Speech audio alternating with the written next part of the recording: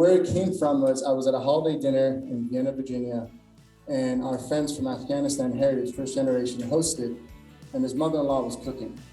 And first serving, seconds, and over chai and dessert, I go to thank this matriarch for this meal.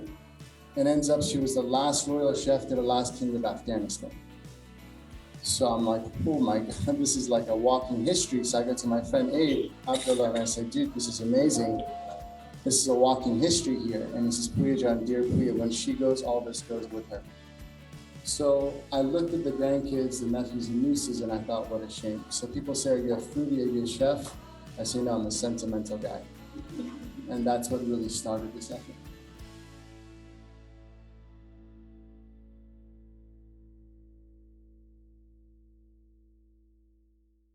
Okay, it's 9 o'clock. It's Wednesday morning, and you know what that means. If you're here for 1 million cups, you're in the right place. And if not, just stay and see if it's interesting. You can check in using your phone, point it at the QR code. After 3 check-ins, you get a pen. After 6 check-ins, you get a notebook. And this lets the Kauffman Foundation know that we really have people here. They're attending, they're busy, and they're willing to point their phones at the QR code. So please do that. So here at 1 Million Cups, our mission is to facilitate entrepreneurship. It's a lonely journey, and we're here to lower the barrier of access to education, resources, and connection for new and aspiring entrepreneurs. There's a lot to learn, and you can learn a lot of it here. So how do we do this? There's a national and local mission. The national mission comes down to us from the Kauffman Foundation. The Kauffman Foundation discovered during a study of entrepreneurship where they had a bunch of people in and they would talk every once in a while. They wanted to close the study and use the data, and the people said, no, we'd like to keep going. And so they franchised it. And there's close to 200 chapters all across the United States. We get trained by the Kauffman Foundation on how to organize and how to train our presenters. We also know that every community is unique and has its own strengths and weaknesses, so we have the freedom to adjust our program within that format. We are the only 1 Million Cups chapter in New Mexico. There's some others scattered throughout the Southwest. If you're on the road and it's Wednesday morning and it's 9 a.m., you can stop in at any of those places. I've been to 3 different places for in-person 1 Million Cups, and besides here, I really liked it. If you walk into a place like that, you'll find a room full of, well, not strangers, but friends you haven't met yet. You'll recognize the format and you'll fit right in. Okay, here's our key pillars. How do we do this? These are presentations, not pitches. In a pitch, you typically want something, mostly money, from the people you're pitching to. Your company is firing on all cylinders. You have a perfect team. You've got a great idea. You've got an IP mode, all that stuff. And you're going to knock off the tech giants in 2 years if they just give you the money. But everything is not like that in a startup. And this is a place where you could be honest about your challenges and vulnerability, and you can ask for help from the community. So it's kind of like a pitch turned inside out. We'd like to make authentic connections, not just speed dating. You're not here to see how many business cards you could pass out in 30 minutes. We're here to talk to people they haven't met and see, is there something they know that you don't know? Is there something you know they don't know? Would that be useful to the other person? And that's what we're doing to lift up entrepreneurship. So have those conversations and offer your assistance to other people. We're radically and intentionally inclusive. All kinds of entrepreneurs are welcome, all kinds of people, and all kinds of businesses, from mom and pop brick and mortar shops to tentpole companies and everything in between. Everybody is welcome here to present. Oh, Mike. All right. Here's a bit of a mission statement. I think we can reduce it to, we're here to be helpful to entrepreneurs. And you should enter into 1 Million Cups in that spirit. Think of what you're bringing. There's a lot of experience and life experience and training in this room. Please offer it to other people. And sometimes somebody might say something that you strongly disagree with, and it might be an occasion to take advantage of the opportunity to remain silent. Okay. You can apply to present. It's pretty easy. If you have a for-profit business defined as a business that sells goods or services to people for more than it costs to produce them, you are welcome to present. We prefer that you be in business 5 years or less. but we will make exceptions if we're desperate to fill the schedule. And we'll follow up by assigning you a coach. The coach is going to help nudge you into the Million Cups format, keep it to 6 minutes, and embed some seeds of questions in your talk. Here's our list of organizers. I'm Paul Sutter. Lisa Atkins is here. Horsted Fat Pipe. Everybody else except, hey, there you are. Keikoa is here. Everybody else is virtual today. And yeah, talk to him about your video needs, right? So talk to any of us if you'd like to present at 1 Million Cups. We'll talk to you. We'll give you a couple coaching sessions and we'll make you look good as we can up here. So we have Lisa Atkins, Eric Renz-Whitmore, Adam Sparks-Brechtal, Sonia Doing, besides the folks that are here. We'd also like to thank our sponsors, Fat Pipe, our host for 8 years, right? Jason Collins Photography, always making us look good, more than organizing your stuff, your thoughts, and providing creamer. Foundation for Sustainable Living, delivering coffee, the original performance enhancing drug. Noventum Custom Software Development with the donuts, and Vibe with the fruit and tea, and Minuteman Press. Carrie, raise your hand. She's our new printer sponsor. So all your little cards. Oh, those table cards are from Minuteman Press on Eubank. Thank you very much. Thanks for joining us, and I'm going to hand it off to Lisa. Awesome. So today we have a great presenter and we broke the rules. So we're allowing a company that does not have product or service in market here to present, and he's gonna talk about his journey and his needs, and we're gonna help him with some market research as well. Okay, so Noosh, this is, why am I forgetting your name? Because I'm nervous. This is, we were talking this morning about how hard it was to get up here and present. My parents like me, it's Pooya. Pooya with NooshHub.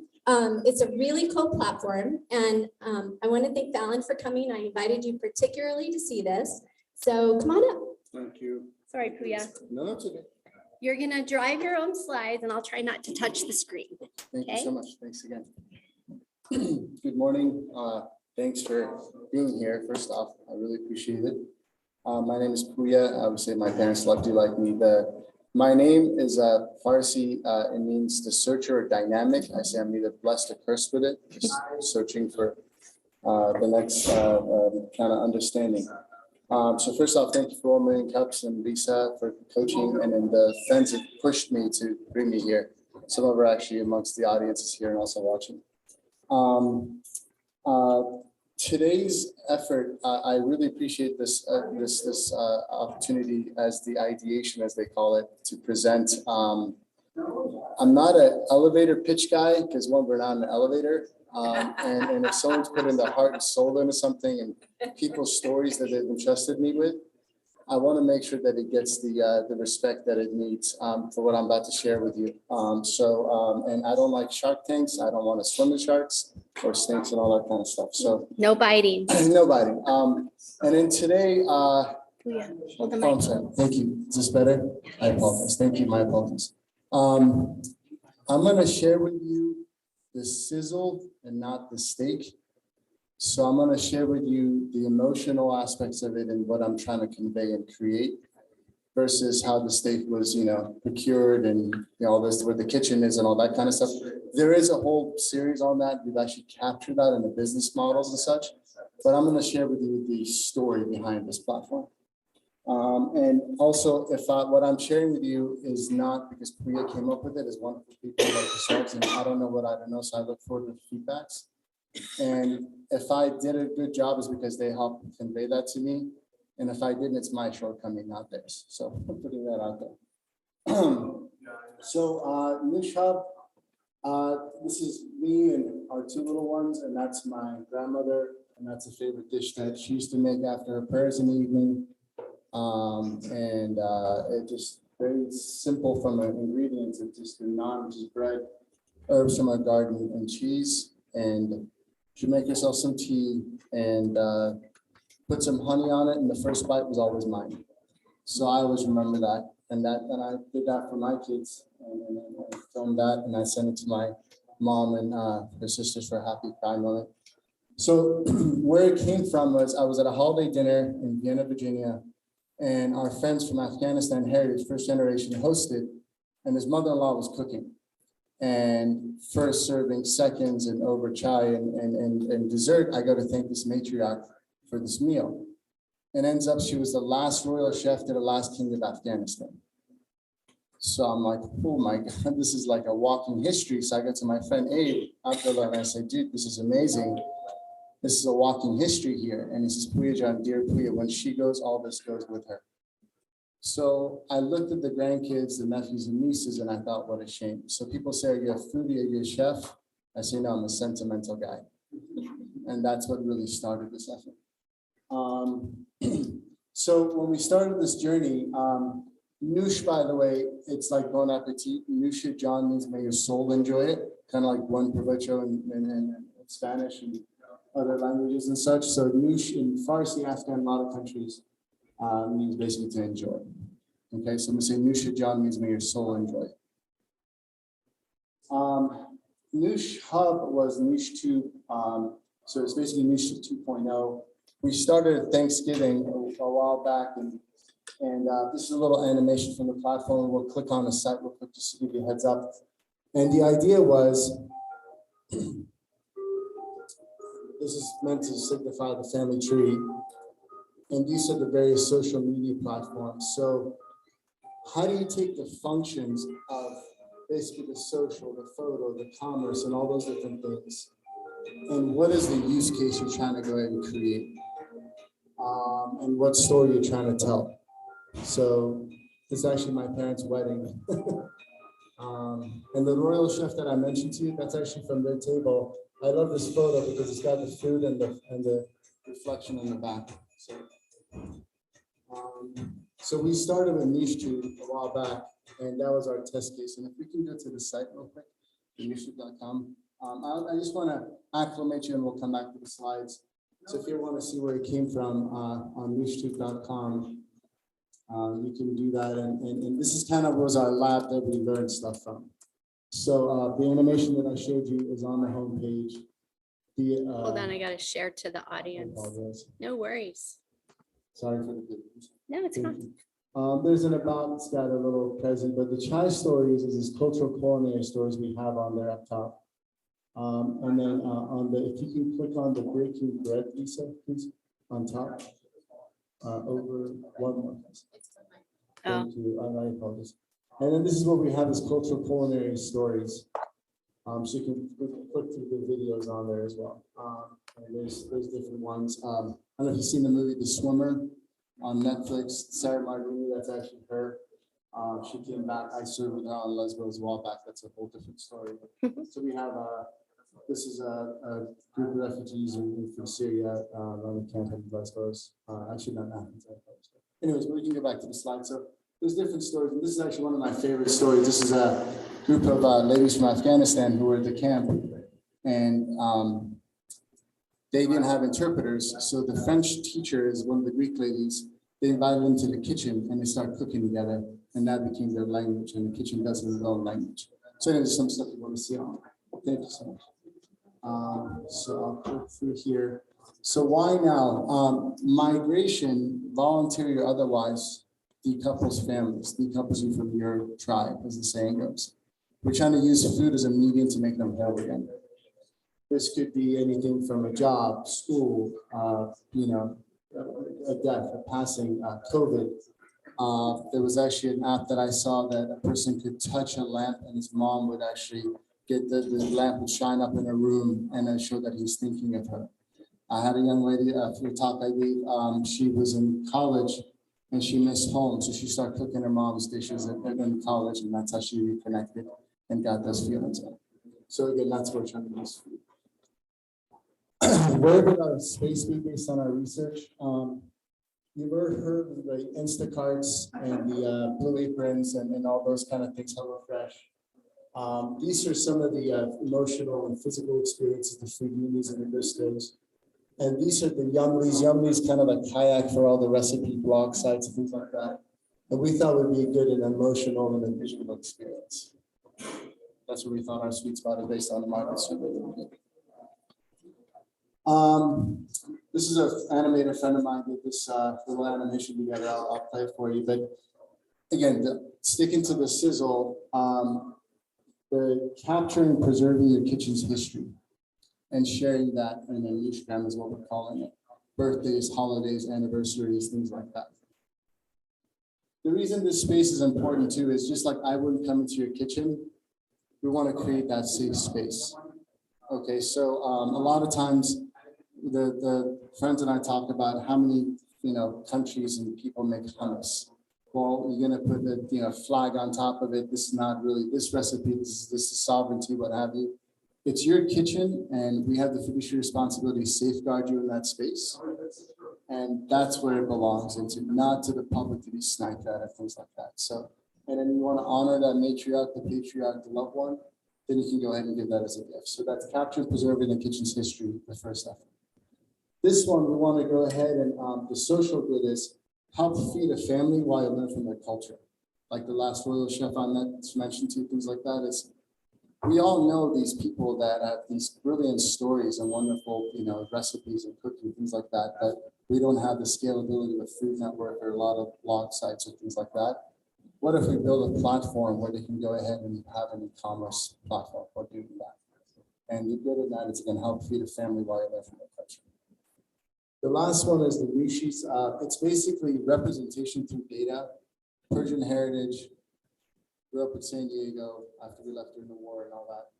And Albuquerque doesn't have much of a selection, you know what I mean? Because the vendors really don't know the volume and who likes it. And it's not just the diaspora, but it's also the connoisseurs that like certain foods and such like that. So the thought behind this is if you basically able to represent and say these people exist and people like these tastes and foods, can we turn you into a blue apron where you can help you fulfill for your dishes and what you're trying to get for food access? So, and my friend Rashid put this together. Again, it's not done yet. It's raw still, but this is basically like me and reconnecting with family where we're at. So, in that safe space that I've mentioned. And who are we? Lisa asked me to put the I Love You wall up there, so thank you. That's me as a kid and Ron. We came as immigrants in 1984. I'm also a veteran. I also had the opportunity I'm also a former ocean lifeguard EMT, and I used to speak here with a little Arabic, so I served on Lesbos. First generation immigrant married to a Navajo. Nice. My wife's. So we have our boys who are Navajo Persian, as she calls it. And also Baba, which we like to cook a lot in our house and share this memories. Our team, my co-founder Shireen, she was early on in the team. Zaremi Jordan is an inclusive designer. She's also a project manager. Rasheen is a brilliant illustrator. You saw some of her work. Felix and I served on in Greece together. He's also a project manager in Amsterdam. Data scientist, developer, Kevin Hussein, local economist, World Bank level, Marina. Barbara is a food and culture consultant, and all those chai stories we saw was AK Rahim, and we did these efforts for Dinner Lab was an organization a while back. I don't know if you remember them or not, and they said, well, we love ethnic food. So I said, okay, we'll give you ethnic food, but we'll share the history. So we put a whole series on called Dinner on the Silk Road, and we took people through that journey. So he curated all our recipes and things like that. And our challenge to convert our vision and sketches into a working prototype. This is actually from one of the refugee camps. It was interesting, we talked about the kitchen language. So a spoon is in Farsi, Arabic, and Greek, and English, but it has a function. So the use cases that we're trying to put together is basically how do you go ahead and share the functions that we're trying to capture. And I ask you this is, where did you have your best meals? And what was that experience like? Who were you with? How do you capture that? And what do you want to go ahead and convey to your people and to your family and loved ones? Our platform currently, we're doing all our business cases stuff on Miro. We have Figma for design, communications on Slack. G Suite for our documentations. Our data currently resides in GitLab, and the site is currently being hosted on AWS. And my kind ask from you today is to take our 2-minute survey. And the 2-minute survey basically is with regards to the best meal experience you've had, what made it special for you? And there's 4 questions, and if you can rank them. Yes, ma'am.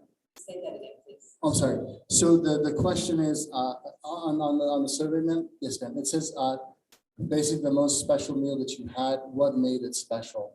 Was it the setting? Was it the people you were with? Was it the dish or the hand that made it for you? So with that, thank you for the opportunity, and I'm at your service. All right. Great job. We'll take questions. If you'd like to ask a question, make a comment, please form a line. I'll also take questions online and switch between the two. I think you might be first, Sandy. So go ahead and ask your question. Thank you. Hey, Pooya. Sorry I'm sick, or else I would be there. First want to say congratulations. This is great. I'm so glad you're doing this. My big question to you, I think, is what a lot of people would love to hear is, how did you get such a big team involved in such an early stage idea? People don't care how much you know until you show how much you care. And the people, they really do care about this effort. And the folks that I put on there, Sandy, by the way, are the people that are currently active. There's a lot of loved ones that prior to lost their part of this journey, to include putting these slides together. So just told the story, and for so many no's, there was a yes, and there was an interest. I also found that if I need to sell or oversell, it's not the right fit at the right time. So if someone cares, and it resonates with them, I should say, not if I care, they'll continue to do that. That's what's happening right now. Yeah, that's what it is. It's basically told my story a lot. The running joke is my initials are PR for a reason, but that's what happened. Thank you. Marty?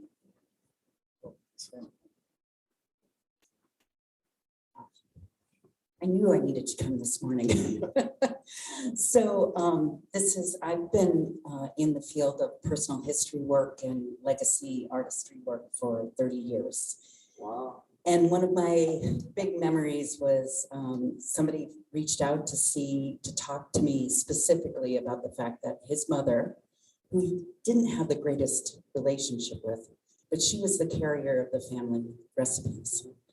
And he wanted to see if I could record them somehow in the work that I was doing.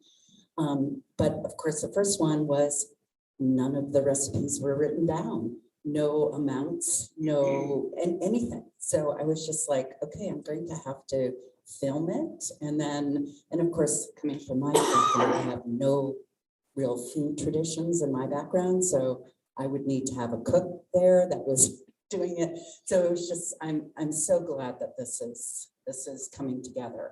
And I definitely have to introduce you to my friend Sky Bergman, who is working right now on intergenerational passing on of information, food traditions within the family. Right now, she's working on a documentary film in Japan. So I definitely need to connect you. Thank you. I'd be honored. Thank you so much. This is so wonderful. Thank you. Thank you. You know, it's interesting you say that. Thank you again. So I remember my family meals as a kid at the Caspian Sea up in northern Iran, where my family's from, and actually that side of family, my paternal, they come down from Azerbaijan during the Stalin purchase, so they came to Iran. So I asked my cousin, I said, Nilüfer, do you have any of our photos and things like that? I want to keep it for the kids. And she said, Pooya, when our father got sick, we had to leave really fast. And so that's all gone, and I left behind. So I started thinking the social aspect of this is, so I have other cousins, I have other family members. Where can I provide this safe space for them to share that so we can collaborate and do that? And then also another side of it is, Kevin and I spoke, our data scientist, and I said, because we actually did a project with Sandia Labs, and we got an SBA grant, and it was called Taste Your History. We took Yummy data Am I okay on time? Yeah, you got plenty of time. Yummy data, and I said, okay, this is like there's a version of it that was publicly available, and I said, can we look at what basically the national or country the recipes are most prevalent and more in this captured in this the repository, and interestingly enough. And I thought Yummy is basically a kayak.com for recipes. So you put a word of a recipe and then it'll come back. The majority was actually Italian, and then it was Mexican food, and I forget the third was, and then it all just dropped off. So you start interrogating the data, the same goes or asking harder questions. Could there be things like, let's say, Orma Sabzi in Farsi, like Pooya is spelled one way in Farsi, but 4 different ways in English. So is it a transliteration kind of thing? Is it the ingredients to recipe level? How do you capture that? So the question we had was, can we turn that around as what if we were to go ahead and do this in native text and provide that? It'd be a 1-for-1. So data science could actually, scientists could also help with a portion of that while also using a social, support structure to put that all together. And that's what we're trying to work through in our first design is how do you have that functionality? So thank you. Please. So the last question kind of tricked you. I want to stay in the camera view. Oh, sure. But I'm face for radio, but okay. It was that, and some of the things you said, when you get down to the American history, a lot of what we think of as grandma's recipe really doesn't go much more than a generation before grandma.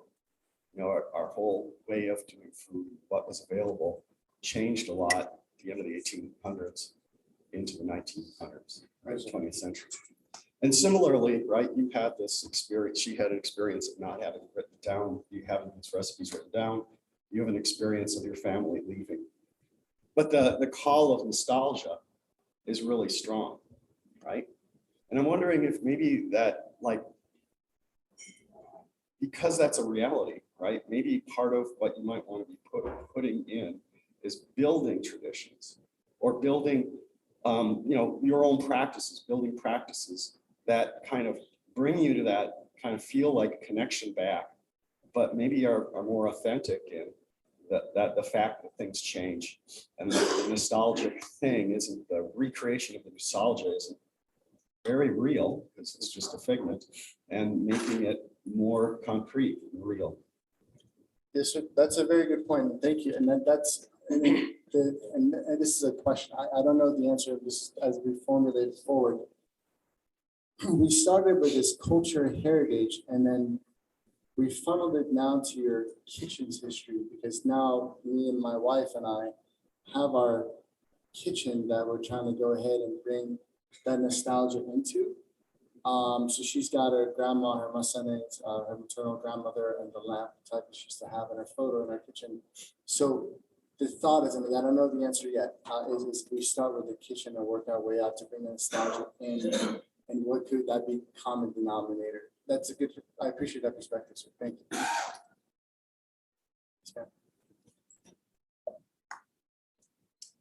Hello. So I have a business where I have cooking classes here locally. I checked out your site after this. Yeah. Yeah. Lisa's like, you have to come. So I think this is the coolest thing ever. I feel like this is so needed, so needed. And that's kind of my question is there competition?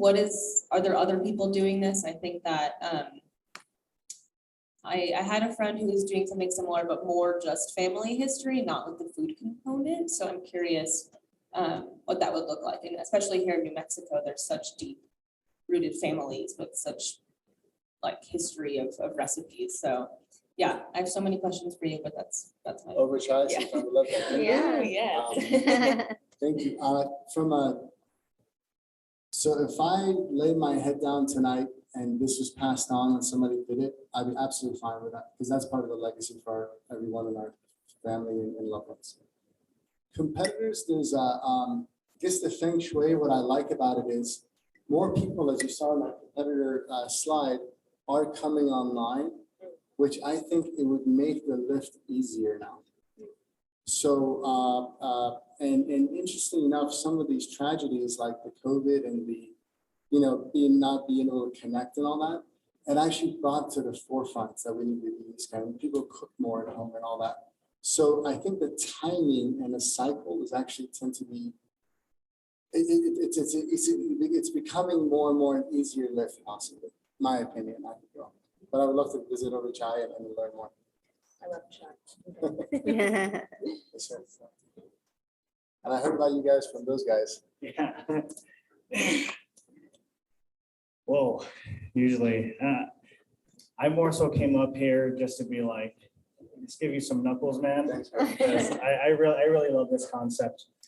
And I own a company called Legacy Family Documentary. So we're in the work of preserving families' memories and passing it on to generations after that. I looked up your So- website and your stories. Yeah. it's Thanks, awesome. man. Wow. Those guys I spoke to actually told me about it when I first met. I love it. I love what you're doing. And I would love to collaborate sometime. And I don't know, the whole time I was just so engaged, and I would love to talk more. It'd be an That's the honor. main thing, brother. Thank you. It'd be an honor. Thank you so much. Look forward to it. Cheers. Most Thanks, definitely, man. Pooya. Yes, sir. Hey, how you doing? Good. You said something 2 questions back that I thought was very impactful and just really interesting to me. You had said that if you laid your head down to rest and this whole mission of yours was to be finished afterwards, like you would be okay with that. And that was really cool because kind of when I was coming up here, like my thought process was, and that statement confirmed a thought that I had, that you're a person on a mission and a vision, and you do it for more than, it's just a different place. You operate from a different place where you're creating from. And that's kind of what I wanted to ask you about, is maybe like what is a core belief of yours that I guess kind of guides you in life? It's a little bit of a loose question, but like I see you doing, because I started my business a year ago, and at the moment my mission is just like figure out how to be self-reliant and be able to generate my own resources. And I think I can get to a place where you're at eventually. I'm like working through that, but I think where you're at, where you come from, where you move, and that vision of yours is huge. And I guess maybe how a core belief that has led you to that spot. Okay, thank you. That's a made me think. Thanks for the thought process. So when I was we came to the US when I was 11, and my dad also, when he spelled my name first, was P-O-Y-A. So we got the 1 O, and then the 18, I put that extra O, and then made a big difference. But as an immigrant kid coming in Southern California, and ESL and all this, second language and stuff, it was there's a lot of judgment. Prejudice is a prejudgment, and a lot of things that go as a kid that you experience. And I remember I wanted a voice, and I was very proud of my family and culture and heritage and all this different stuff. And then there's a saying my friend, my old boss said, "You Persians in Texas claim everything, either you invented or perfected it." So I had that kind of I come from this proud heritage, but I didn't have a voice. And when someone, as I even got older, they would say, just things because they didn't know me, or ignorant things, just not knowing actually. And so I always would think it back in my head, well, I had to remind my grandma. And that was kind of one of those things, is if you need the love, and whether it's the tag of a religion or heritage or what have you, I have you remind my grandma. It's kind of, so those kind of things is, I want to help people have that voice to, one, share their good foot forward if they wanted to, and show how beautiful, the community and people, it's not to say families, your loved ones and friends are. And then secondly is have a safe space to capture that without being sniped at. Because we are part of the revenue model of the social media companies. That's how we generate money. Could we learn to do a way where you can also have the social good, still generate the revenue, but have a safe space for people to be at that are not physically here? Like me and my cousins in Iran, we're not physically here, but I want to go ahead and capture and preserve them. When my aunt has her birthday, I want to honor her in the way she should. Does that make sense? So, thanks, brother. Yeah, Thanks so thank much. you. It's a pleasure. I'd love to do it for coffee or anytime. 100%. Thank you. Yes, ma'am. Hello, I'm Mary Martisi Pino, and I have More Than Organized is my company, and I'm a professional organizer. And I'm just noticing all these overlaps, like this room is full of the people that are all working around this topic. But when you said about the kitchen being how you're starting, there's things in kitchens, and like, I'm a minimalist, I have very little, but I do have my grandmother's collection of old vintage kitchen items. And I use them, and people are always like, oh my gosh, you still use that? Why don't you get a new one? No, because this one works. But it made me realize there's opportunities too with the genealogy and the legacy and the heritage stuff. And there's some Facebook groups that are lost and found groups. Have you explored any of that? They will find something and then try to find the story. And I'm wondering if you could do something like that with recipes. Like, I need the recipe for this, or this is a recipe that needs to be preserved. Who has recipes about this, and tell me your story about this particular recipe, so that you can, I don't know, show how that recipe impacted a bunch of things and everyone put their own spin on it. But the basic recipe was the thing.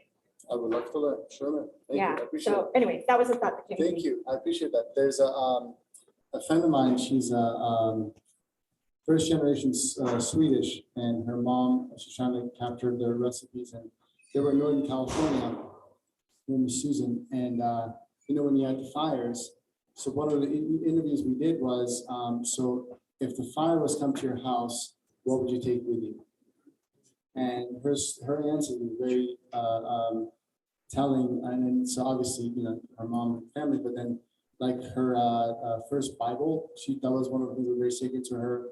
And then the handwritten recipes that her mom had, for the, you know, she would take. So, and then there was actually a library locally that when they found scraps of burnt paper and artifacts from the homes, they posted it online, and people would find their thing and go to the house. So yeah, you don't get these back. And I remember we came here with, like, you know, 3 suitcases or what have you. And I remember, sorry if I'm doing one more thing, is on Lesbos, when we had one boat landing and one of the volunteers, we were all tired and very fatigued.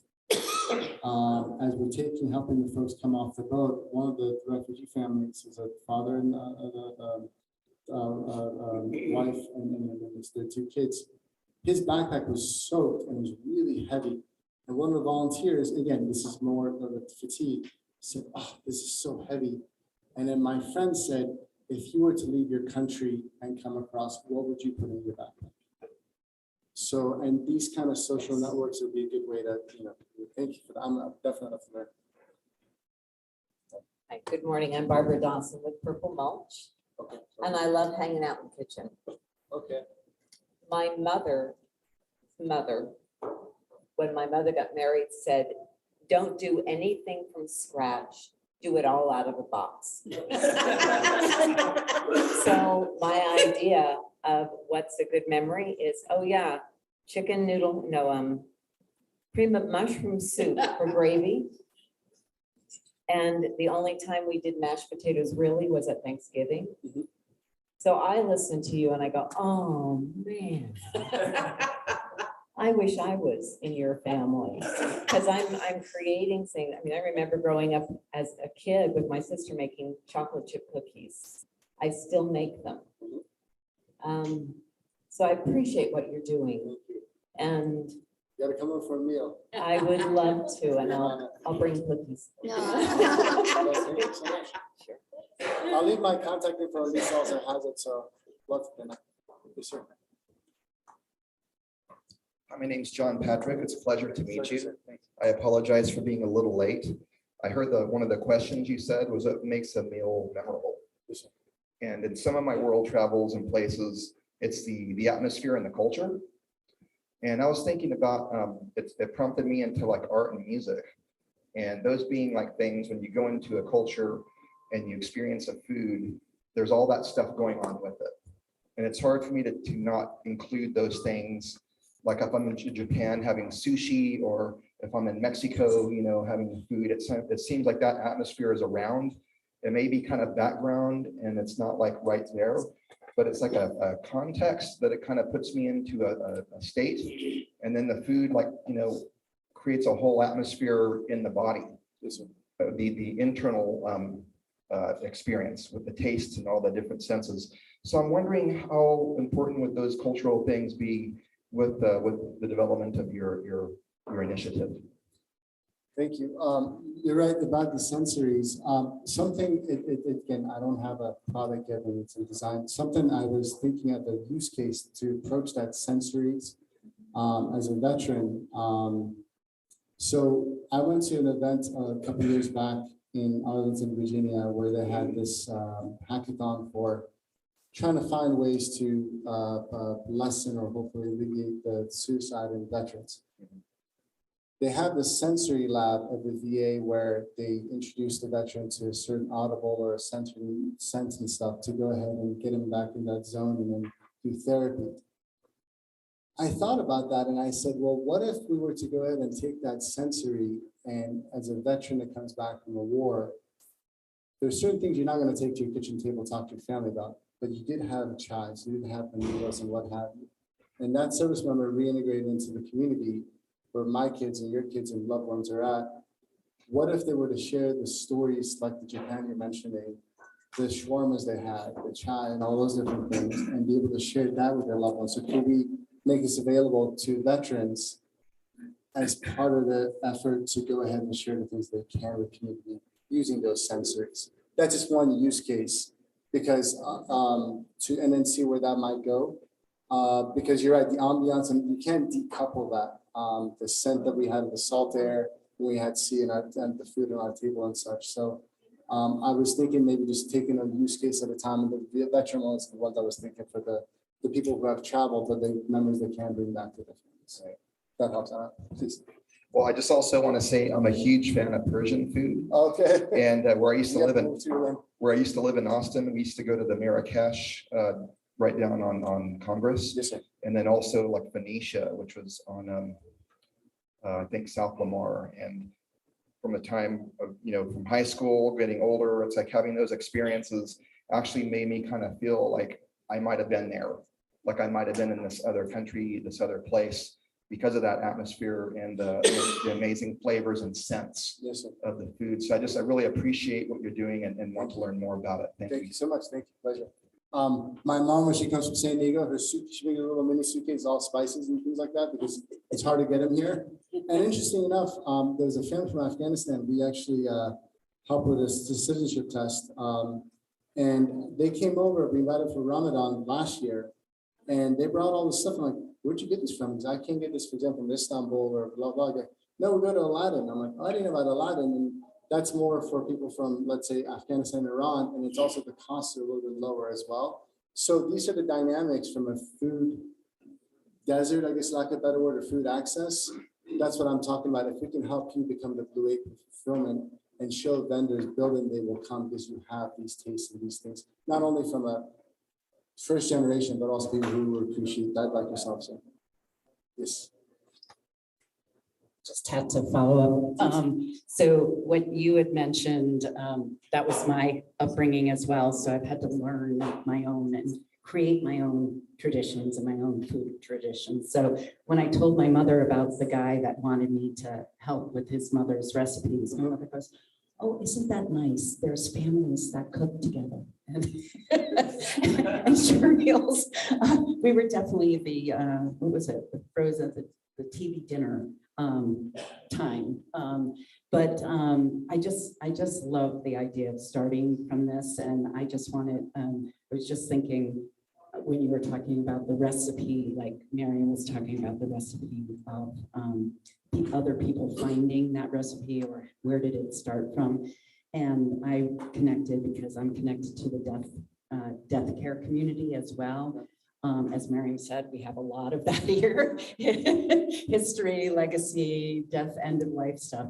And there's a woman who specifically does work around recipes that were etched in gravestones. So I've seen that. Valerie Frank does that. Yeah, and Georgia does that too as well. Oh, okay. So I just know Rosie Grant, who had a TikTok thing, and she was on. And one of my favorite, I have 24 different themes. I do short story sharing gatherings. And one of them is my favorite thing, the kitchen edition. So people bring those things from their family that was passed down from many generations, or maybe just one, but still has a story. So this is fascinating. Thank you. Yeah. First off, thank you for your service and what you do. It's very important to the community. And there's in Italy, they had this service called Andiamo before COVID, where they would invite someone to their house and then have a meal and share that. And then this first designers, by the way, we had John Antonio, Veronica, and Elena are in Italy, and then also my friend Marco, and Marco says, in Italy, food is a religion, so like they're very passionate about it.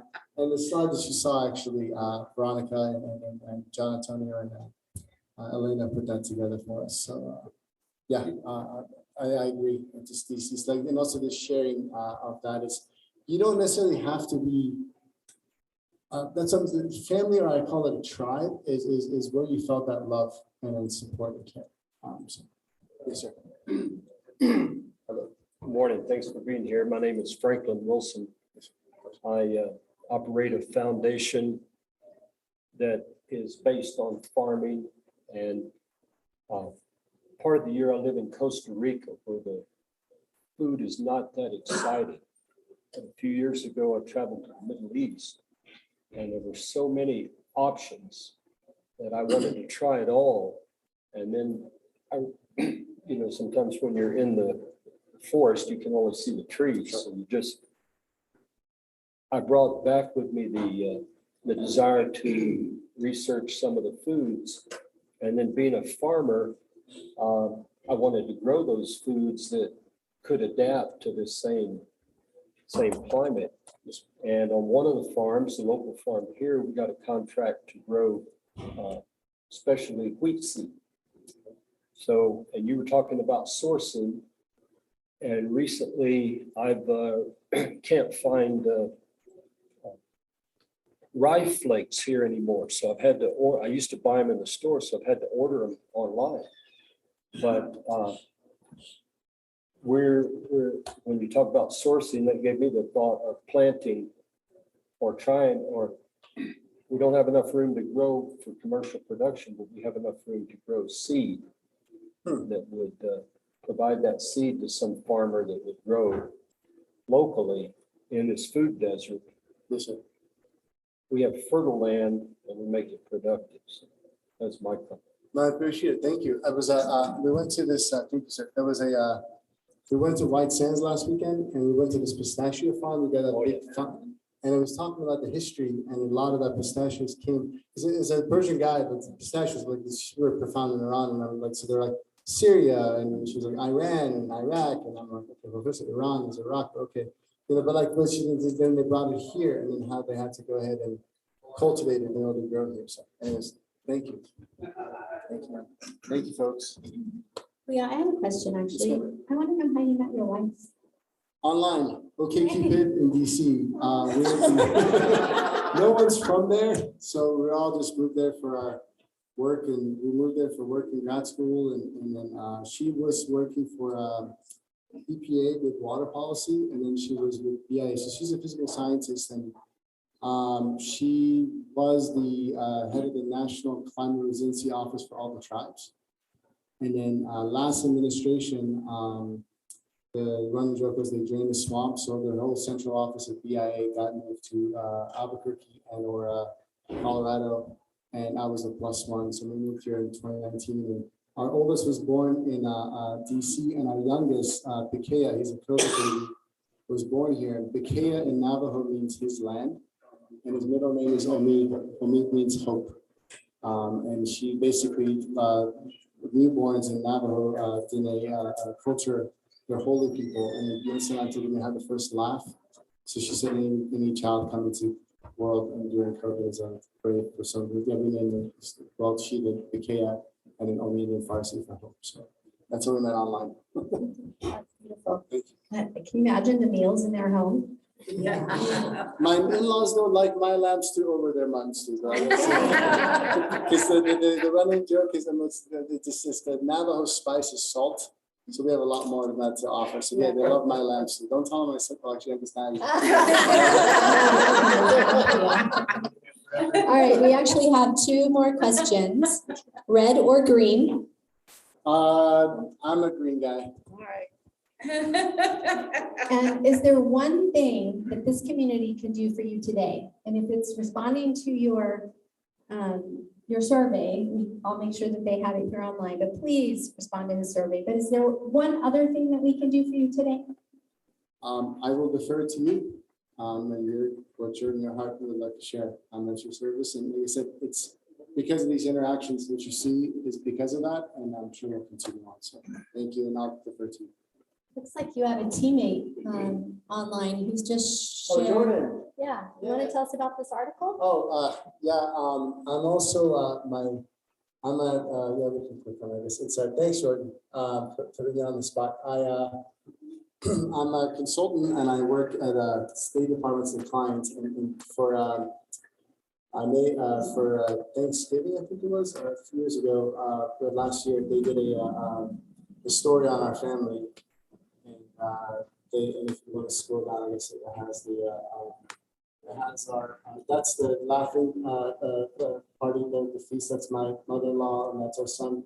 They put salt on because you bless the food, and the child does that. And then if you scroll down, it's our wedding. So yeah, just say it's a little story on us that they put on the State Department's website. So you can sleep that day. That's really cool. So, thanks, Amazing. All right, big round of applause for Pooya. So it looks like Pooya brought in some newbies for us today. If you're new and never been here today, we'd love for you to come up and introduce yourself. I have a drop-in who's new, never been here. You want to come and introduce yourself? Don't be shy. Myself here, I'll just say hi, Elizabeth. Good to meet you all. Anybody else? How about online? I think we have some friends. Yeah, come on up. Tell us who you are, who you're with, how you heard about 1 Million Cups, and Okay, I'll start with the last question. So Louise Hamill Coleman, who's one of my clients for the different work that I do, told me about this like a few months ago. And the reason I'm here today is I just finished the Creative Challenge in Santa Fe for entrepreneurs. And there was about maybe a dozen of us that did our 6-week course and our pitch. We pitched last Friday, and that was fun in front of like a group of people. And like got the whole business plan together and the financials and all that, my MVO. So my name's John Patrick, and I do so many different things, but what I'm promoting is my sound and music work in the wellness community. My new business is going to be called Amazing Life Works. And it's a wellness initiative. And sort of my motto is like creating a masterpiece of your amazing life's work. And so I do like sound baths and ambient music, and I also do art, and I'm involved in education with bringing wellness back into the home with individuals. And if anything in the world with the last 3 years, we've kind of noticed kind of like people have become really connected through media, through cell phones, through internet, which is not a bad thing, but it's really kind of in a way, it's almost dehumanizing us from our social contact. And so a lot of the illnesses and depressions and anxieties and addictions that have kind of come on from that are things that I call the pain and the painkiller or the services. And so I'm really wanting to help people get back into their deeper consciousness of wellness, and not that like, you know, like I'm not a harbinger against the technology, but it's like I really want to support people working through it in this age that we're in. And I'm fully like embracing technology. It's great, but it's just part of our life. It's not the way we need to really connect to each other in culture. And you can't share a meal through technology, right? I mean, unless everyone's cooking in their kitchen the same meal, but like for having a dinner, for example, it's like that culture of coming together and sharing the food is an amazing thing. And I want to continue to bring that kind of philosophy with the sound and music work I do. So thank you. Really appreciate being here. love me a good sound bath. Come on up. I'll give you a card afterwards. How's it going, guys? My name's Santi. I started my business, Sandia Shine Co., about a year ago. And so I come to people's homes, office, whatever's convenient, and wash their vehicle inside and out. So that's what I do. I mentioned a little bit earlier, I enjoy washing cars. I enjoy business. My main focus and concern is figuring out how to be self-reliant. And what that is for me at this moment in time is trying to figure out how to generate resources and opportunities for myself and my family. And so that's kind of my mission at the moment. And when are you presenting? Next week. That's right. Yeah. So I'll be back next week. I'll tell you guys some more. Been here like once or twice, like years ago when I was still in college. Good. And so it's cool. Same spot. It's a cool group. Awesome. Thank you. I'm glad you came in person. I appreciate it. Yeah. Anybody else? Aiden, you've never been to a 1 million cups. Come on, come up. This gentleman too. No, come on. Yes, sir. Hi, morning all, I'm John. Pooya, awesome presentation. We've talked before, and when I first talked to Pooya, I reached out to my dad, my sisters, and like, yeah, there's a lot of really amazing recipes that went with our grandparents, and it's an emotional experience. So thank you for what you're doing. And also veteran, it's good stuff. I'm John, Dash 2 Labs, just high level artificial intelligence application to complex projects. What kind of rings true to me is delays in aircraft carriers, maintenance, things like that. Delays in that. There's a lot of repercussions like sailor suicide, living in pretty bad conditions and things like that. So anyway, that's what I'm doing. Thank Good to meet you. Careful recording.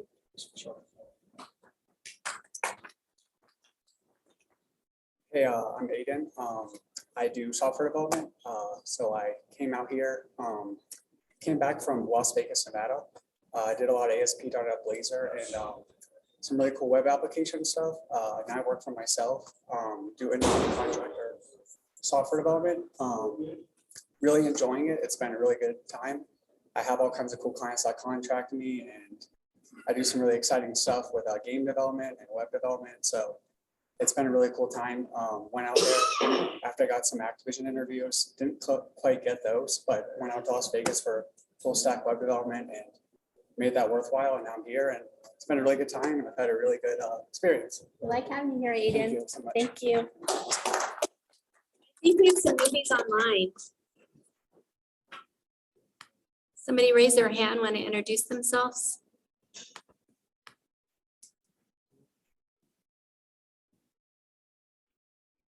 There we go, Dan. Go for it. You can unmute yourself and introduce.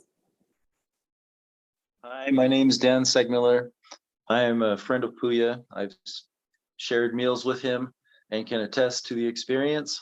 So anybody who gets that experience is in for a treat. And I'm a mechanical engineer here in Albuquerque and an author. Welcome. Thanks for coming and supporting Pooya. We appreciate that. Jordan Saunders, how about you? Are you new? Hi, yes, I am new. I'm here supporting Pooya. I'm Jordan Saunders. I'm based in Arlington, Virginia. I am a part of the NooshHub team. I work surrounding inclusion and accessibility for ensuring people with disabilities are included in the digital landscape as technology builds out. So that's what I do, and I'm so glad to be here and support Pooya. Thank you for joining us. We appreciate that. Thank you for having me. Yeah, I don't have a huge list of events, and we're almost out of time anyway. I do know that the Startup Fiesta with Activate NM is tomorrow night. I'm sure you guys can still register to attend. Jason Burnett is completing his, or not completing, but has another leadership series tomorrow here at Fat Pipe BBQ at noon. Welcome to join us for that. Sandy, do you have anything that you want to mention? Yeah, there's that BIPOC fireside chat tomorrow. It was in my newsletter. It's a virtual panel of our Black, Indigenous, people of color entrepreneurs with a fireside chat. There's somebody who worked at Goldman Sachs that came from New Mexico. I can put the link in here, or how do you want me to do it? I'll put it in the chat for online people, and I have your newsletter. So if anybody wants more information, just visit me and I'll find her email. Okay, yeah, that's the only thing I've got right now. Thanks, Sandy. Thank you. Paul. Okay, I'm going to follow up on the events. Please go to Startup Fiesta at Electric Playhouse tomorrow. So even if you don't want to talk to people or eat free food, you can play the fun games that Electric Playhouse has for you. So please, I'll see you there. And Pooya, thank you so much for coming, because I wanted to tell everybody what a connection there is between Iran and New Mexico. My brother-in-law is Persian, and he flew out to visit us. And when he's flying over the mountains, he's never seen this. He says it's just like home. He gets here, he's homesick. We take him to a Persian restaurant. He's speaking Farsi. Even our state stone, turquoise. Does anyone know where the word turquoise comes from? No. It's French, and it means Turkish stone. So they got their turquoise jewelry from Turkey, but there's no turquoise in Turkey. It comes from Iran. So our state stone, of which there's plenty in New Mexico, is also plentiful in Iran, and that's how people in France got to know it. The Navajo, so between lamb stew and turquoise and the mountains and the desert and spicy food, you're home, right? Our wedding band is lapis turquoise. Nice. Perfect. So thanks so much for coming, and how wonderful it is to have a company that tries to preserve those memories and those wonderful feelings of being at home and being at home when you're not in your own country. And that's really a fantastic thing to do. So thank you. I hope I'll see some of you at Startup Fiesta tomorrow. And if not, I'll see you next Wednesday. Lift up entrepreneurship. See you next week. Bye, guys. Thank you.